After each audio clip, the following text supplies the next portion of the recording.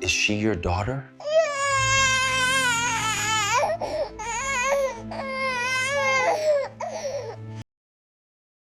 The baby wouldn't stop crying, and Lee Yi-sung didn't do crying bobbies. He stood in the hallway of his own penthouse, marble floors, bulletproof glass, armed men on every floor, and stared at the infant strapped to the chest of a woman he'd never seen before. She was black, exhausted, and bleeding through the side of her scrubs.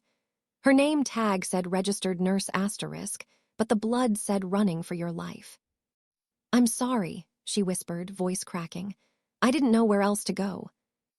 Yi-sung's security team had already cleared her. No weapons, no wire, just a diaper bag, a car seat, and a baby that had locked eyes with him the moment she'd stumbled through his private elevator. The infant, maybe 6 months old, round-faced with tight black curls, had gone quiet the second Yi-sung stepped into view. Now the child stared at him like he recognized something old, something safe. Yi-sung hated that. "Who sent you?" His voice was low, even. He didn't raise it, he never needed to. "No one sent me." She swayed slightly, gripping the wall. "I work at Mercy General, night shift.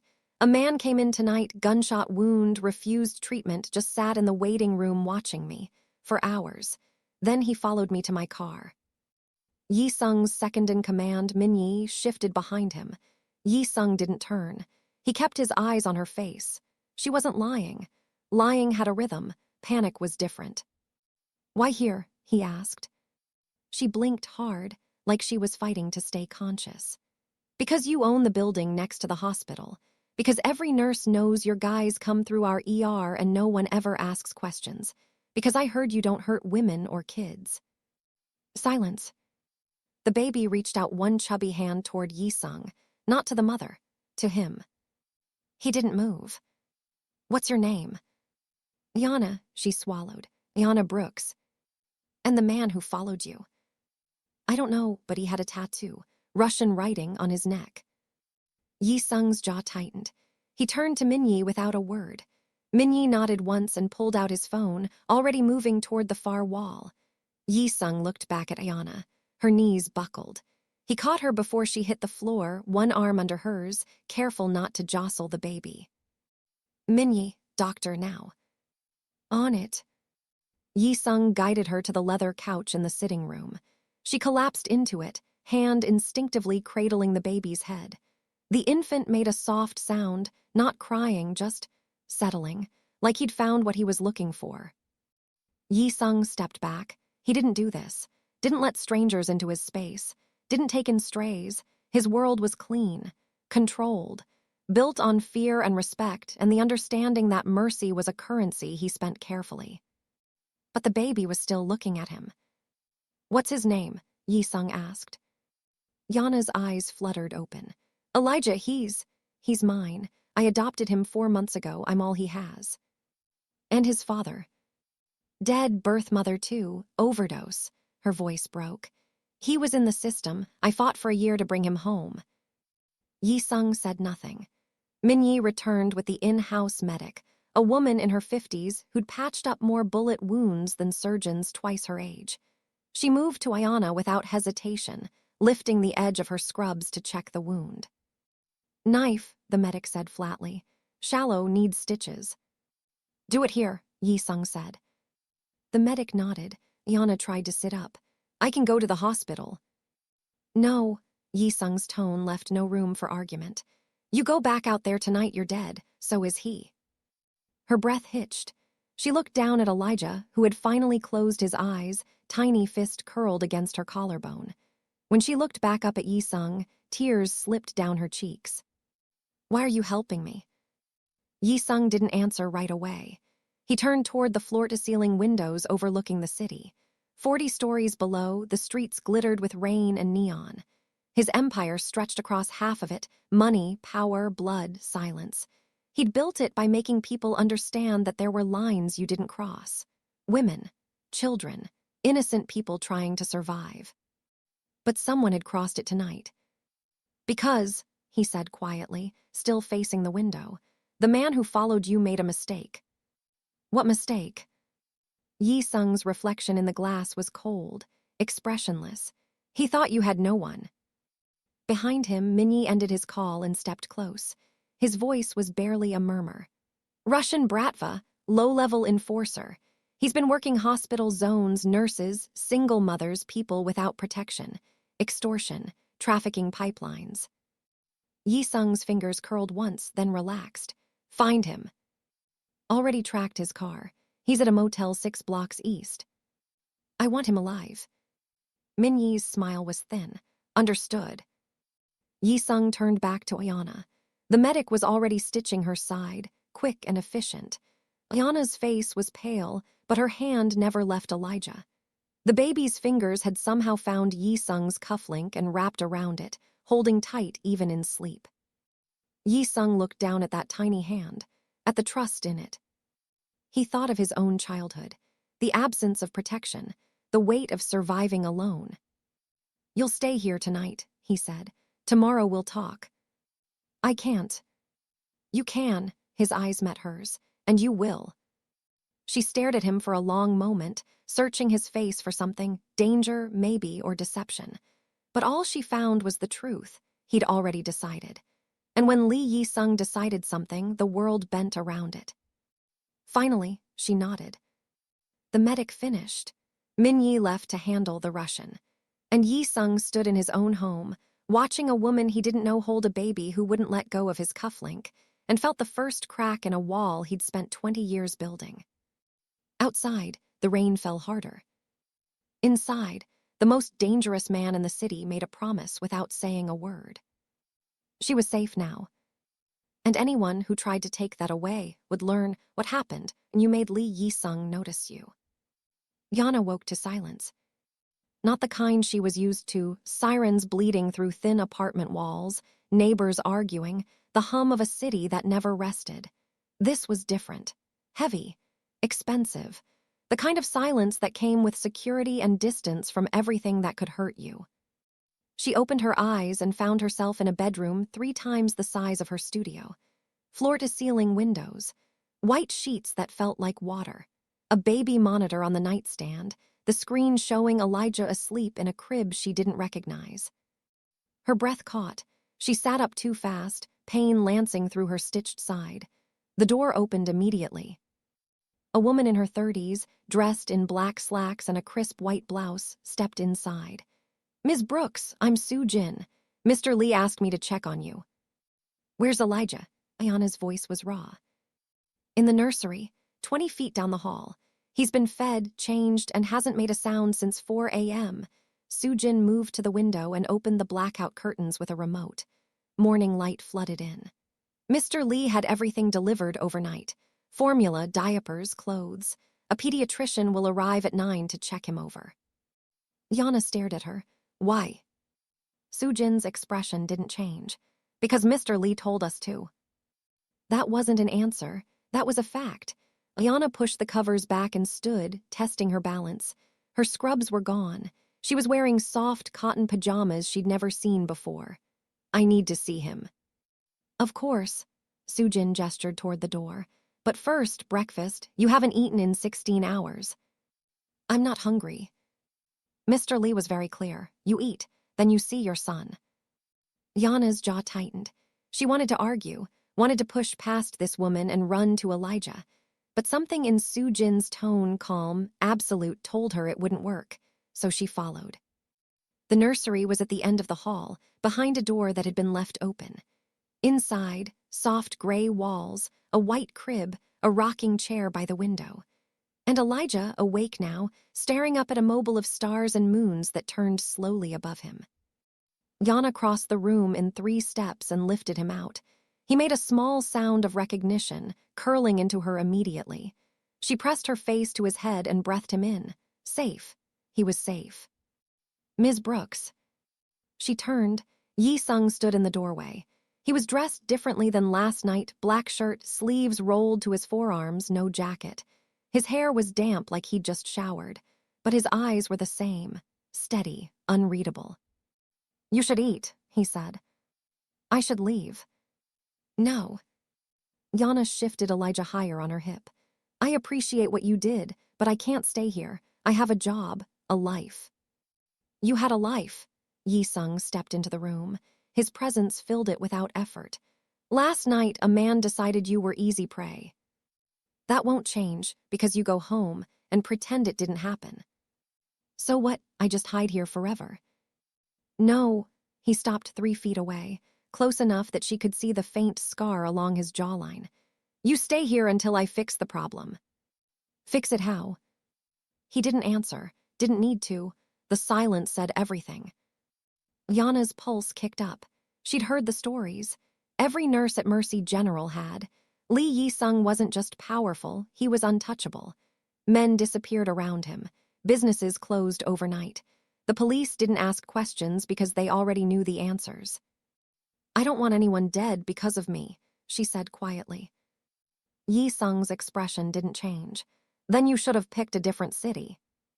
I didn't pick anything. I'm a nurse. I take care of people, that's it. And last night, someone decided that made you vulnerable. His voice dropped. They were wrong. Elijah reached out suddenly, tiny hand stretching toward Yi-sung. Not grabbing, just reaching like he had last night. Ayana felt it, the inexplicable pull her son had toward this man, a man who dealt in violence and fear. Yi-sung looked at the baby's hand. Something flickered across his face, gone in a breath. He did this last night too, Ayana said, watching him carefully. He doesn't do that with anyone, not even my coworkers. Kids sense things adults miss. Or maybe he's too young to know better. Yi-sung's eyes lifted to hers. Maybe he knows exactly what he's doing. The weight in those words made her chest tighten. She adjusted Elijah, trying to create distance, but the baby kept reaching. Finally, without asking, Yi-sung extended one finger. Elijah's hand closed around it immediately, held on. For 5 seconds, no one moved. Then Yi-sung pulled back, slow and deliberate. Elijah made a sound of protest. Yi-sung ignored it. Breakfast is downstairs, he said. After we'll talk about next steps. Next steps. You need new housing, new security, new routines. I can't afford. You're not paying. Yana's stomach twisted. I'm not a charity case. No, Yi-sung's gaze was steady, unflinching. You're someone I've decided to protect. There's a difference. Why? The question came out sharper than she intended. Why me? Why Elijah? You don't know us. He was quiet for a long moment. When he spoke, his voice was low, controlled. Because I know what it's like to be hunted, and I know what it costs when no one steps in. Something in his tone made her stop, made her see past the cold exterior to the truth underneath. He wasn't doing this out of obligation or strategy. He was doing it because someone should have done it for him once. Before she could respond, Min-yi appeared in the doorway. He nodded once at Yi-sung. Yi-sung's jaw tightened. I have something to handle, he said, already turning. Soo-jin will take care of you. Wait. But he was gone. Min-yi followed. The door closed with a soft click. Yana stood in the nursery, holding Elijah, surrounded by luxury she didn't ask for and safety she didn't understand. Downstairs, voices murmured. A door slammed. An engine started. She moved to the window and looked down. 40 stories below, 2 black SUVs pulled away from the building, disappearing into morning traffic. Elijah tugged at her collar, babbling softly. I know, baby, she whispered. I don't understand either. But somewhere in her chest, beneath the fear and confusion, something else stirred. Relief. For the first time in months, maybe years, someone was standing between her and the world that wanted to break her. And the most dangerous part. She was starting to believe he wouldn't let it. The Russian was still alive when Yi-sung arrived at the warehouse. That was the only mercy he'd been given. Yi-sung stepped through the steel door, Min-yi at his side. The space was empty except for the man zip-tied to a chair in the center, mid-30s, greasy hair, the Cyrillic tattoo on his neck still visible under the fluorescent lights. His face was already swelling. His guise had been efficient. Yi-sung stopped 10 feet away, didn't come closer, didn't need to. Name, he said quietly. The Russian spat blood onto the concrete. Go to hell. Yi-sung didn't react. He slid his hands into his pockets and waited. Silence stretched. The man's breathing grew louder. Panic had a sound, shallow, arrhythmic, desperate. "Victor Sokolov," Minyi said from behind him, reading off his phone. "Low-level Bratva enforcer, works hospital zones, targets single mothers, nurses, women without family networks. Extortion first. If they don't pay, he sells them. 12 confirmed victims in the last 8 months." Yi-sung's expression didn't change. 12. Victor's eyes darted toward the door, looking for an exit that didn't exist. "You picked the wrong woman last night," Yi-sung said. His voice was calm, conversational. "You followed her to her car, you cut her, you made her afraid." "I didn't know," Victor started. "You didn't know she'd run to me." Yi-sung took one step forward, just one. The temperature in the room dropped. "But that's not why you're here. You're here because you've been doing this for months, and no one stopped you." Victor's jaw worked. Blood dripped from his split lip. "The Bratva don't care about you." Yi-sung's tone was flat, final. "I already called your boss, told him what you've been doing in my territory. He said you're not worth the trouble." The color drained from Victor's face. Yi-sung studied him for a moment, not with anger, not with hate, just cold calculation. 12 women, how many children? Victor didn't answer. "How many?" Yi-sung's voice dropped to a whisper. "I don't know, 6, maybe 7. Yi-sung turned to Minyi. "Get their names, all of them, find them, make sure they're safe." Minyi nodded. "And him." Yi-sung looked back at Victor. The man was shaking now, tears mixing with blood. "He's going to tell you everything, where he sold them, who he worked with, every name, every location." "And after?" Yi-sung's expression was stone.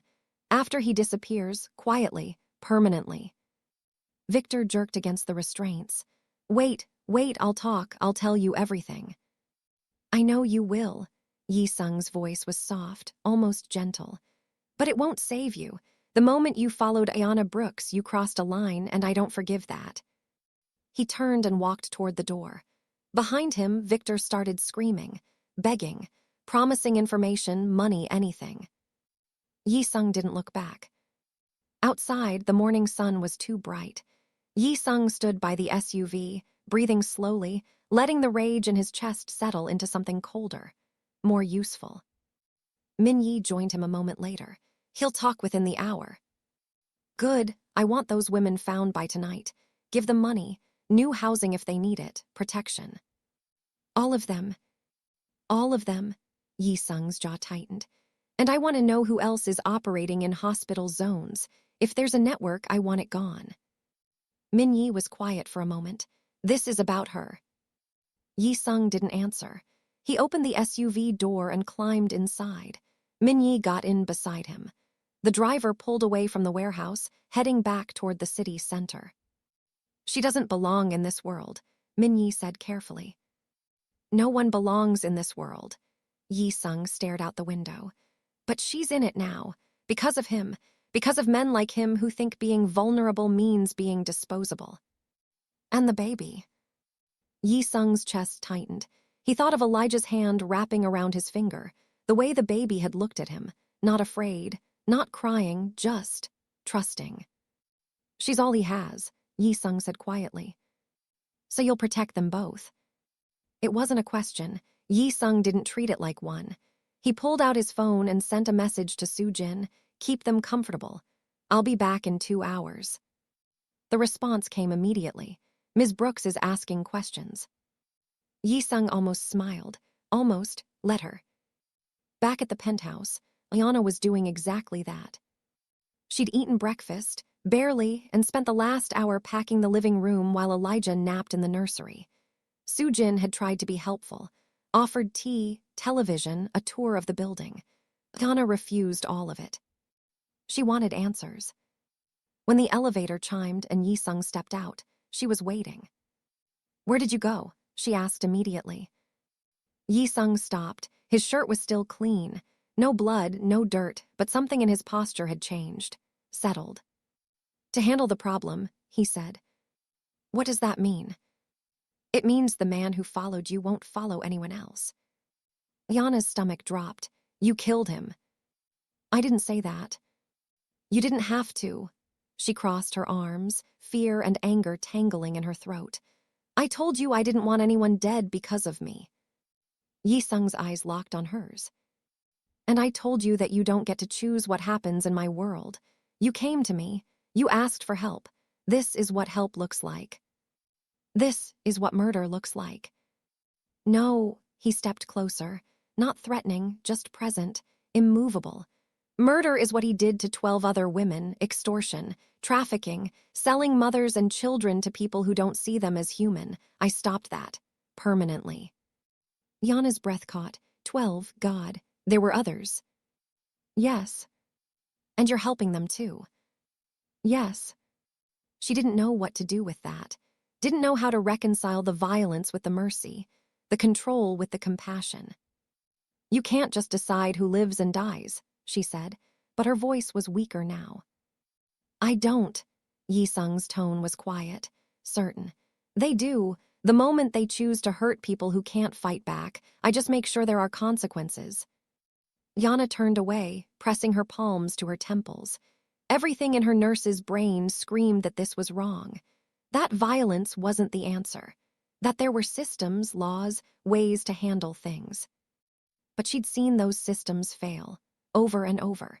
Seen women come into the ER bruised and terrified, only to go back to the men who hurt them because they had no other options. Seen kids disappear into broken foster systems. Seen predators walk free because the evidence wasn't enough or the victim was too scared to testify. I don't know how to feel about this, she admitted. You don't have to feel anything. Yi-sung moved to the window, hands in his pockets, silhouette sharp against the morning light. You just have to let me keep you safe. For how long? As long as it takes. And then what? I just go back to my life and pretend none of this happened. He was quiet for a long moment. When he spoke, his voice was careful, measured. If that's what you want. But something in his tone said he didn't believe she'd want that. That once you stepped into his world, even by accident, you didn't step out unchanged. Elijah's cry echoed from the nursery monitor, soft at first, then louder. Yana moved immediately, heading down the hall. Yi-sung followed. She didn't stop him. In the nursery, Elijah was standing in his crib, gripping the rail, tears streaming down his face. The second he saw Yana, his arms reached up. She lifted him, murmuring soft reassurances. But Elijah kept looking past her, at Yi-sung. And slowly, his cries quieted. Yana turned. Yi-sung stood in the doorway watching, not smiling, not cooing, just present. He keeps doing that, she said softly. I know. Why? Yi-sung's jaw worked. For the first time since she'd met him, he looked uncertain. I don't know. But Ayana thought maybe he did.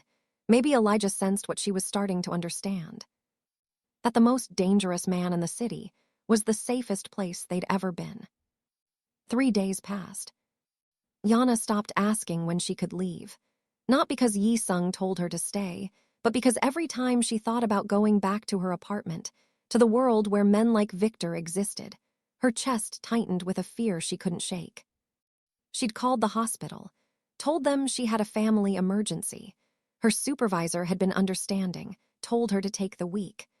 Ayana didn't mention that her family emergency involved living in a penthouse with a man who'd probably killed someone to keep her safe.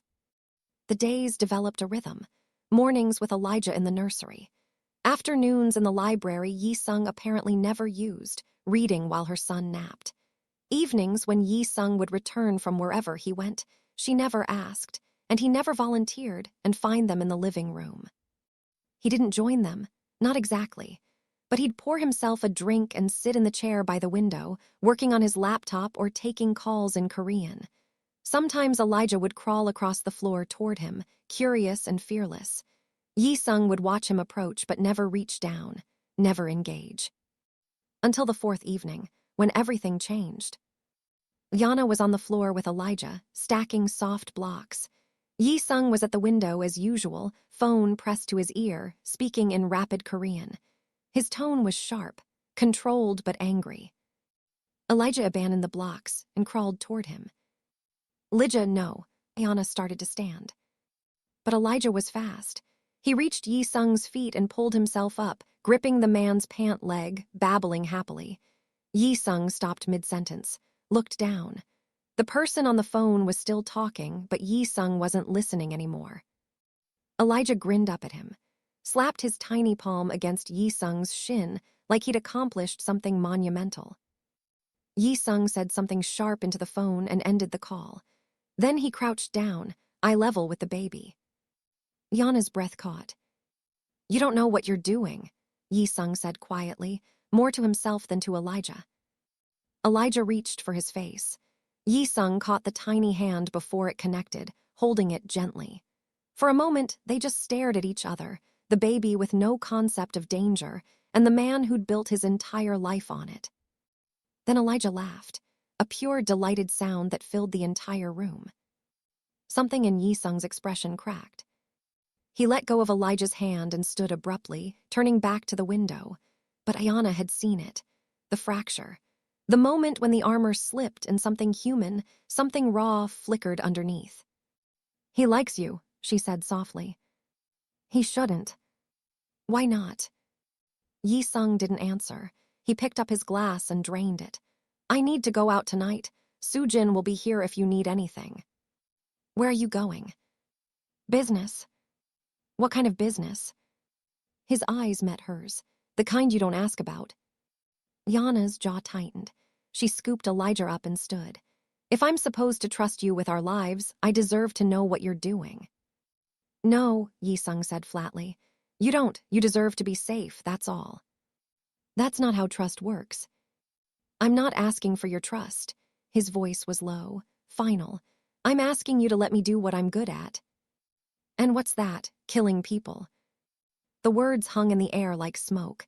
Jae-sung's expression didn't change, but something in his eyes went colder. Distant. "Yes," he said simply, "when necessary." Yana's stomach twisted. She wanted to argue, wanted to tell him that there was always another way, but she thought of Victor, of the 12 women, of Elijah crying in her arms the night she'd run through rain-slicked streets with a knife wound in her side and nowhere to go. "The women Victor hurt," she said quietly. "Did you really help them?" "Yes." "How?" Jae-sung hesitated. For the first time, he looked like he was considering whether to answer. "Finally, new housing, 3 months rent paid, security if they wanted it, counseling services. 2 of them had children who'd been taken. I got them back." Yana's throat tightened. "Why?" "Because someone should have done it years ago." "That's not an answer." "It's the only one I have." Elijah squirmed in her arms, reaching toward Jae-sung again. Ayana held him tighter. "He doesn't understand what you are." "Good," Jae-sung's voice was rough. "He shouldn't." "But I do." "Then you understand why I need to leave." He moved toward the elevator. "Lock the doors behind me. Don't open them for anyone except Soo-jin or Min-yi." "Jae-sung." He stopped, turned. For a moment, something unspoken passed between them, something that felt too big for the space they were standing in. "I'll be back before morning," he said. Then the elevator doors closed and he was gone. Jae-sung returned at 3 a.m. Yana heard the elevator from the guest room where she'd finally fallen asleep with Elijah in the crib beside her. She slipped out of bed, pulled on a robe, and padded barefoot into the hallway. The penthouse was dark except for the city lights bleeding through the windows. Jae-sung stood in the kitchen, braced against the counter, head bowed. His shirt was torn at the shoulder. Blood, not his, she was sure, stained his forearm. "Jesus," Ayana breathed. He looked up, saw her. "You should be asleep." "You're bleeding." "It's not mine." "I don't care whose it is." She crossed the space between them and grabbed his arm, turning it toward the light. The blood was smeared but not fresh. Beneath it, his skin was unmarked. "Where's the wound?" "There isn't one." "Then whose blood?" She stopped, closed her eyes. "Don't tell me." "I wasn't going to." She let go of his arm and stepped back. He looked exhausted. Not physically, Yi-sung always looked like he could go another 12 rounds, but something deeper, bone-tired, soul-tired. "Go clean up," she said quietly. "I'll make tea." "You don't have to. I'm a nurse. It's what I do." He stared at her for a long moment, then nodded and disappeared down the hall. Yana moved through the kitchen mechanically, heating water, finding mugs. Her hands were shaking.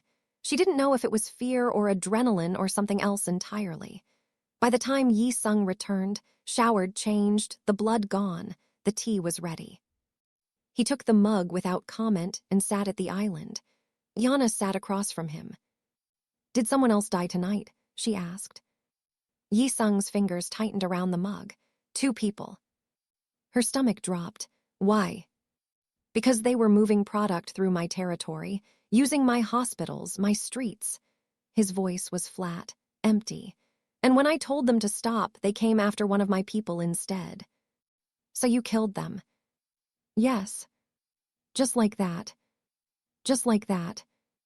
Yana looked at him, really looked, at the exhaustion, the control, the weight he carried so quietly that it was easy to miss. "Do you ever regret it?" "No. Not even once." He was quiet for a long time. Then, "I regret that it's necessary. I don't regret doing what's necessary." That's a thin line. "It's the only line I have." Elijah's cry drifted from the guest room. Soft, sleepy. Ayana stood immediately, but Yi-sung's voice stopped her. "Let me." She turned. "What?" "Let me check on him." Yana didn't know what to say, didn't know why her heart was suddenly pounding. She nodded. Yi-sung rose and walked down the hall. Ayana followed, staying in the doorway. Inside, Elijah was standing in his crib, rubbing his eyes. The second he saw Yi-sung, he stopped crying, reached up. Yi-sung hesitated. Then slowly, he reached down and lifted Elijah out. The baby settled against his chest immediately, curled his tiny fist into Yi-sung's shirt, let out a soft, contented sigh. Yi-sung stood frozen, like he didn't know what to do with this, with the weight of something so small and trusting in his arms. He looked at Ayana, and for the first time, she saw fear. Not of violence, not of enemies. Of this. "I don't know how to do this," he said quietly. "You're doing fine." Ayana stepped into the room, close enough to touch but not touching. He just needed to know someone was there. Yi-sung looked down at Elijah. The baby's eyes were already closing again. "He trusts too easily." "Maybe," Ayana said softly. "Or maybe he knows something we don't." Yi-sung's jaw tightened. He carried Elijah to the crib and lowered him down with a care that made Ayana's chest ache. The baby protested for a second, then settled when Yi-sung's hand rested briefly on his back. They stood there in the darkness, watching Elijah drift back to sleep. "Thank you," Ayana whispered. Yi-sung didn't answer, but when he turned toward the door, their shoulders brushed, and neither of them moved away. 1 week became 2. Yana stopped pretending she was leaving. Yi-sung stopped pretending she should. The penthouse shifted around them. Sujin brought in more of Ayana's things from her apartment, clothes, books, the stuffed elephant Elijah slept with. Yi-sung had the guest room repainted in softer colors. A high chair appeared in the kitchen, baby-proofing on every sharp corner. He never asked permission, just made decisions and waited for her to object. She didn't. The truth was settling into her bones slowly, like cold water. She felt safer here than she ever had in her own life, not just physically, emotionally. Like for the first time, someone was watching the door so she didn't have to. But safety came with a cost. Yi-sung was gone more often now. Hours turned into half-days. He'd return after midnight, shower, and sit in the dark living room with a drink until dawn. Ayana started finding him there when she woke for Elijah's early feeding. She'd bring the baby out, settle on the opposite couch, and feed him while Yi-sung pretended not to watch. They didn't talk much during those hours, but the silence wasn't empty. It was full of things neither of them knew how to say. On the 14th night, everything changed. Yana woke to shouting. Not in the penthouse. Outside. She grabbed Elijah from the crib and moved to the window. 40 stories below, police lights strobed across the street. An ambulance. News vans pulling up. Her stomach dropped. The door opened. Jae-sung stood in the threshold, fully dressed despite the 3 a.m. hour. Stay away from the windows. What's happening? Someone made a move they shouldn't have. Against you. His jaw tightened. Against everyone. Min-yi appeared behind him, phone pressed to his ear, speaking rapidly in Korean. He looked at Jae-sung and shook his head once. Jae-sung's expression went colder. I need to go out, he said to Ayana. Don't open the door for anyone, not Soo-jin, not the police, not anyone. Min-yi will stay. The police, Ayana's voice cracked. What did you do? Nothing. His eyes locked on hers. But someone's trying to make it look like I did. What does that mean? It means a rival organization just bombed one of my legitimate businesses. 3 people are dead, and they left evidence pointing to me. Ayana's breath caught. You didn't. No, his voice was granite. But it doesn't matter. The police will come, they'll ask questions, and if they find you here, they'll use you against me. How? By making you look like a hostage, or an accomplice, or leverage. He stepped closer. I need you to trust me. Can you do that? Yana looked at him, at the control barely masking the rage underneath. At the way he stood between her and the door like a wall nothing could breach. She thought about the past 2 weeks, about how he'd protected not just her, but 12 other women she'd never meet, about how Elijah stopped crying every time Jae-sung entered a room. Yes, she said, I trust you. Something in his expression shifted, softened for just a breath, then it was gone. Stay here, don't make a sound. Min-yi knows what to do if anyone gets past security. He turned toward the elevator, then paused. And Ayana. Yeah. If something happens to me, there's an envelope in the safe behind the painting in my office. Combination is Elijah's birthday. Everything you need is inside. Her throat closed. Nothing's going to happen to you. Probably not. He stepped into the elevator, but I plan for everything. The doors closed. Min-yi moved to the window, watching the street below. His hand rested on the gun at his hip. Yana held Elijah tighter and tried not to think about what everything you need meant. The police came 90 minutes later. Yana heard them in the lobby, voices raised, demands for access, threats of warrants. Min-yi's phone buzzed. He read the message and looked at Ayana. They have a warrant, he said quietly. They're coming up. What do we do? Exactly what Mr. Lee said. You stay silent. You stay hidden. You don't exist. I can't just. Yes, you can. Min-yi's tone was firm but not unkind. If they find you, they'll twist it, make you part of their case. Right now, you're a nurse who took time off work. Nothing more. That's all you need to be. The elevator chimed. Min-yi moved fast. He ushered Ayana and Elijah into Jae-sung's bedroom, into the walk-in closet, behind a false panel she hadn't known existed. The space was small but comfortable, soundproofed, a panic room.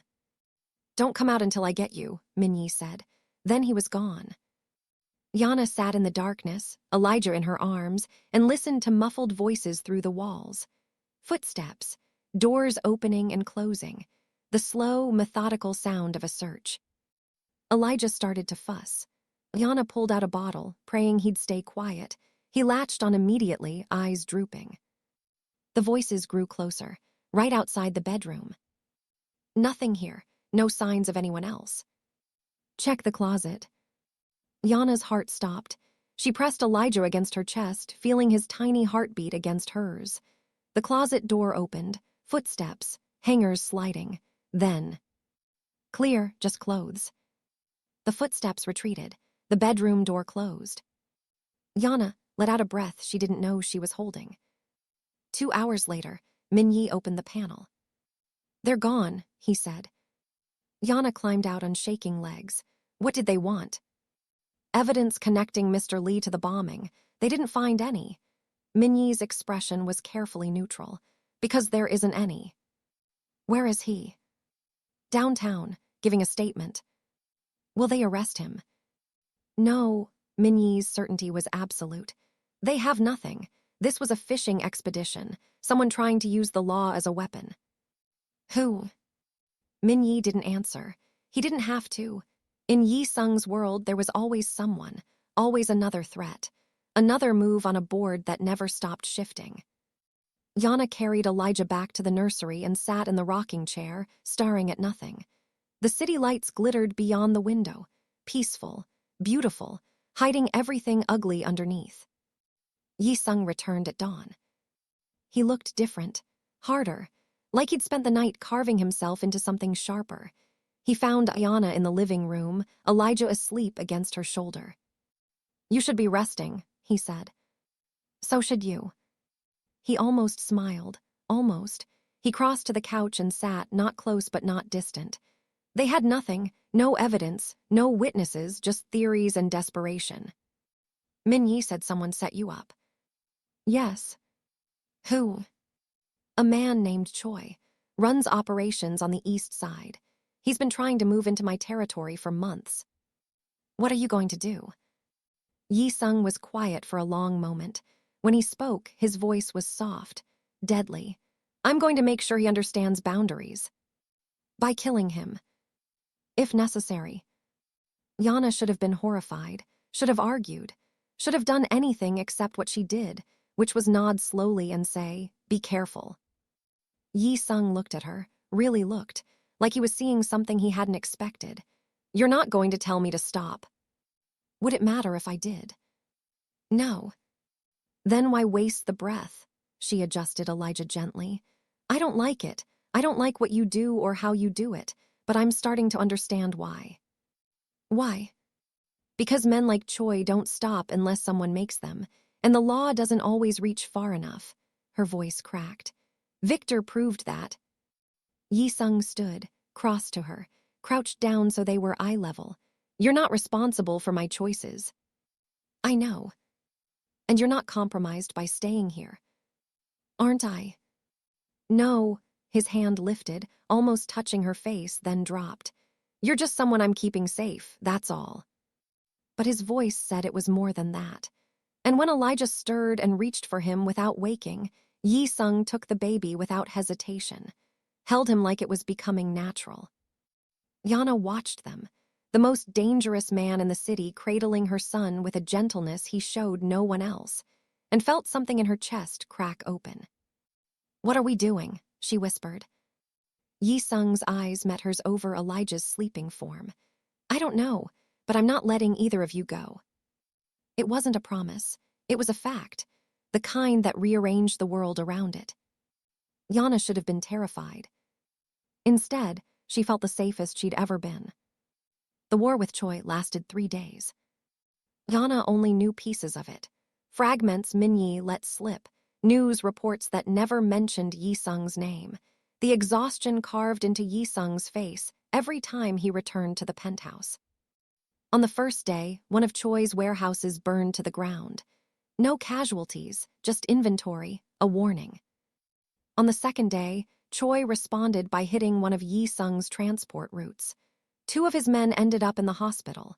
Yi-sung visited them personally, then disappeared for 18 hours.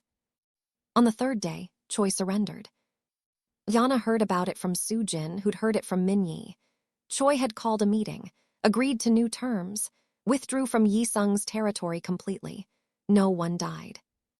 But when Yi-sung came home that night, he looked like he'd aged years. He found Ayana in the nursery, rocking Elijah to sleep. He stood in the doorway watching, not speaking, just present. "Is it over?" she asked quietly. "For now." "Will he try again?" "No." Yi-sung's voice was flat, final.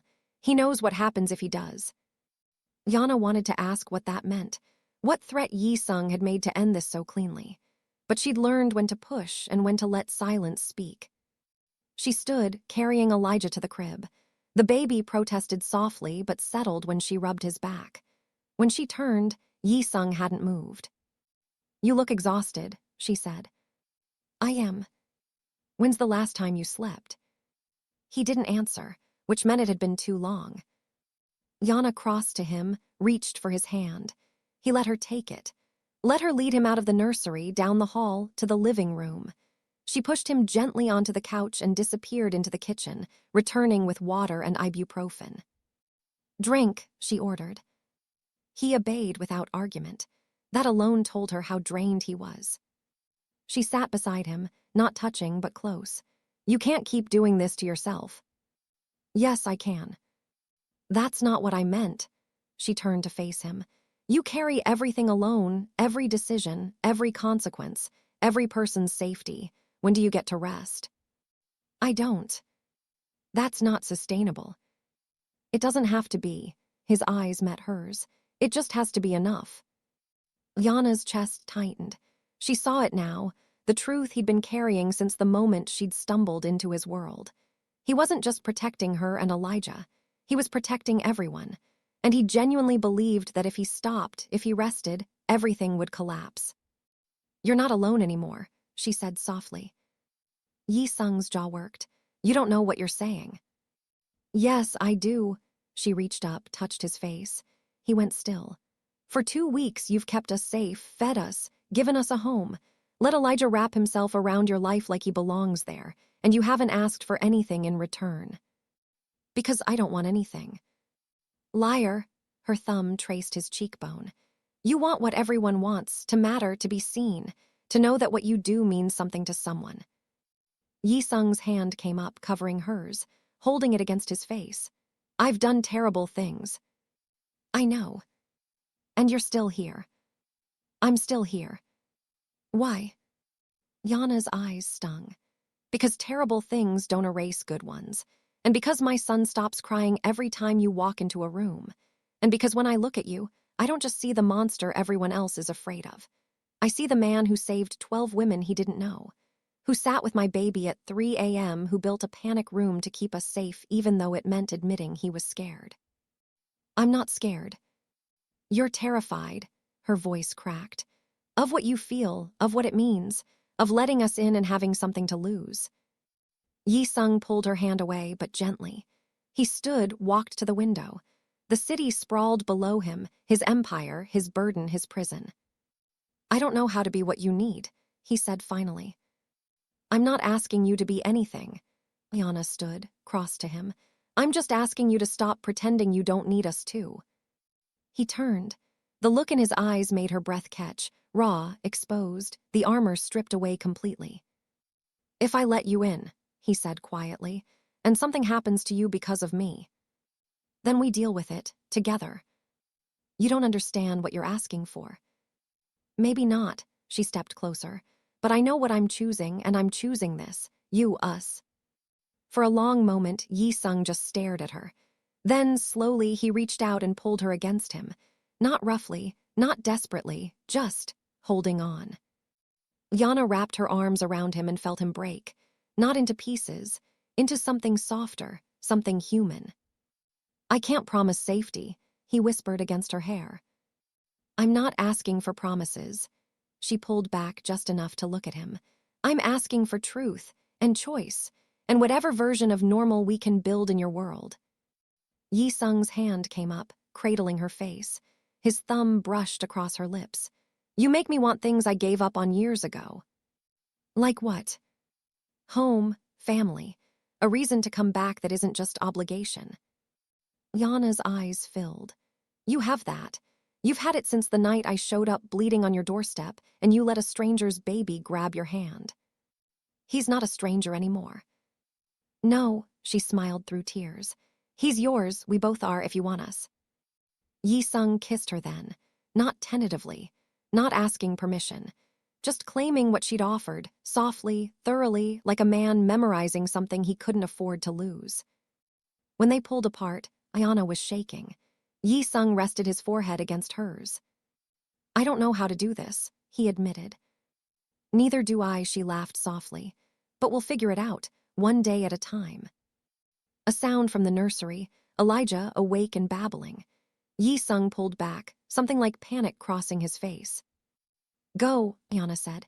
"He's asking for you." "He's asking for food." "No, he's asking for you, trust me." Jae-sung hesitated, then walked down the hall. Ayana followed, staying in the doorway. Inside, Elijah was standing at the crib rail, arms up, making grabby hands specifically at Jae-sung. Jae-sung lifted him out. Elijah immediately snuggled into his chest, tiny fist curling into his shirt, utterly content. And Jae-sung, the man who'd built an empire on fear and violence, smiled. Not a smirk, not a half-curve. A real, genuine smile that transformed his entire face. Yana's breath caught. "What?" he asked, noticing her stare. "Nothing," she wiped at her eyes. "Just, I've never seen you smile before." "I don't smile." "You are right now." Jae-sung looked down at Elijah, who was falling back asleep in his arms. The smile softened further. "Maybe I have a reason now." Yana crossed to them, pressed a kiss to Elijah's head, then to Jae-sung's jaw. "Stay," she whispered. "Not just tonight, stay." Jae-sung's arm came around her, pulling her close so the three of them stood together in the soft glow of the nursery night light. A family built from danger and chance and choice. "I'm not going anywhere," he said quietly. And for the first time in years, Lee Jae-sung meant it. 6 months later, the penthouse had changed. Baby toys scattered across the living room floor. Photos on the walls, Elijah's first birthday, a family portrait that still made Jae-sung uncomfortable, Ayana laughing at something off camera. She'd gone back to nursing part-time. Jae-sung had bought the hospital, not to control her, but to make sure she always had protection when she walked through those doors. The staff knew who she was now, who stood behind her. No one bothered her. Elijah had started walking. His first steps had been toward Jae-sung, arms outstretched, complete trust in his face. Jae-sung had caught him, swung him up, and promptly called Minyi to announce it like it was a military victory. The threats hadn't stopped. They never would, but they'd learned to live around them. Ayana had rules, no details about the work, no blood in the house, no business during Elijah's bedtime. Jae-sung followed them religiously. In return, she gave him something he'd never had, a reason to be more than the legend people feared. She gave him home. On a Tuesday evening, Ayana found Jae-sung on the floor with Elijah, building block towers for the baby to knock down. Elijah was shrieking with laughter. Jae-sung was pretending to be devastated each time. "You're getting soft," she teased from the doorway. Jae-sung looked up, dangerously so. "Good." She sat beside them. Elijah immediately crawled into her lap. The world could use more soft, dangerous men. "That's not a thing." "It is now." She kissed Elijah's head, then looked at Jae-sung. "You are now." Jae-sung reached over, took her hand, threaded their fingers together. "I used to think protection meant keeping everyone at a distance, making sure I was the only one who could get hurt. And now? Now I think it means letting people close enough to matter, and fighting like hell to keep them safe." He squeezed her hand. "You taught me that." "No," Ayana smiled. "Elijah did, I just helped translate." The baby in question was falling asleep between them, exhausted from play. Jae-sung lifted him carefully, carried him to the nursery. Ayana followed. They stood together at the crib, watching him sleep. "He's safe," Jae-sung said quietly. "You're safe, that's all that matters." "We're more than safe," Ayana leaned into him. "We're home." And in the heart of a city that never stopped moving, in a penthouse 40 stories above the chaos, the most dangerous man anyone knew held the two people who'd made him human, and knew he'd burn the world down before he let anything touch them. Because she'd been right all along. She was safest the moment the most dangerous man noticed her. And she'd chosen to stay.